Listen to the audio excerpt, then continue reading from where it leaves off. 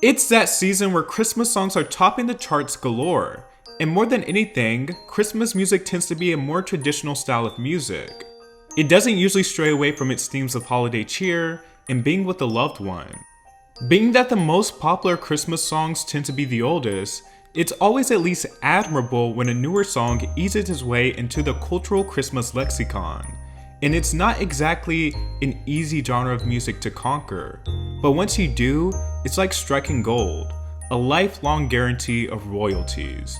Now, what defines a Christmas classic in my opinion is number one, popularity. I don't feel like Christmas music is the type of genre where you can have an indie classic per se. It's all or nothing, the biggest holiday in the world. Now, that doesn't mean there aren't good, non-popular Christmas songs. However, I do think the best tend to get some type of attention, even if it's slow in time. Number two, melody.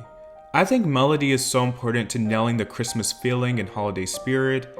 Everyone wants a good Christmas song they can sing along to. And three, charm and just a good performance. I think if the streaming era proved anything about Christmas music, it's that people prefer the more charming and warm Christmas songs, instead of obnoxious, childish Christmas songs like I Want a Hippopotamus for Christmas. A lot of the novelty Christmas songs aren't nearly as popular in the streaming era. Some modern Christmas songs that have been sneaking their way into mainstay Christmas territory would be Santa Tell Me by Ariana Grande, which is one of the most streamed Christmas songs on Spotify, and is currently sitting within the top 5 on global Spotify, reaching a peak of number 12 on the Hot 100. I can definitely hear why this song is gratifying. Once again, the melody, it has that classic ring to it.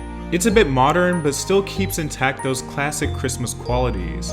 Admittedly, it's not my personal favorite as it pertains to modern Christmas songs though. And then we have Michael Bublé with It's Beginning to Look a Lot Like Christmas. I feel like he's one of those artists where Christmas has become his entire identity and shtick. I'm not really a fan of the easy listening, soulless covers, but the public loves them. It also snuck its way into the top 30 on Billboard and garners a generous amount of streams during holiday season. But the thing is, it's also not an original, so it doesn't have the upper hand that the other modern Christmas songs we're going to talk about do. Especially when the original version of It's Beginning to Look a Lot Like Christmas is better in every single way. Then we have Underneath the Tree by Kelly Clarkson. It comes from what Kelly calls her favorite album that she ever made, Wrapped in Red. And I feel like everything about Underneath the Tree hits all the check marks. It's just a sweet, catchy Christmas song. However, it's hard not to notice the similarities with All I Want for Christmas Is You by Mariah Carey. It's taken a page right out of her book, but nonetheless, it's a good song, and I do see it reaching classic territory. It reached a position of number 14 on Billboard, so people definitely find it endearing. Now, as far as Stone Cold classics go, there's been a lot of talk of Brenda Lee's Rocking Around the Christmas Tree finally landing at the number 1 spot on Billboard, ahead of Mariah Carey's All I Want for Christmas. And to that I say, go Brenda. I love Rocking Around the Christmas Tree. I think it's one of the greatest Christmas songs ever. And All I Want for Christmas has received a great amount of airplay, success, and attention. And it's a fantastic song, but there was no way All I Want for Christmas was going to have complete and total monopoly over the top Christmas song spot forever, especially during the streaming era. Plus, Mariah's Christmas rollout every year probably gives the public some fatigue.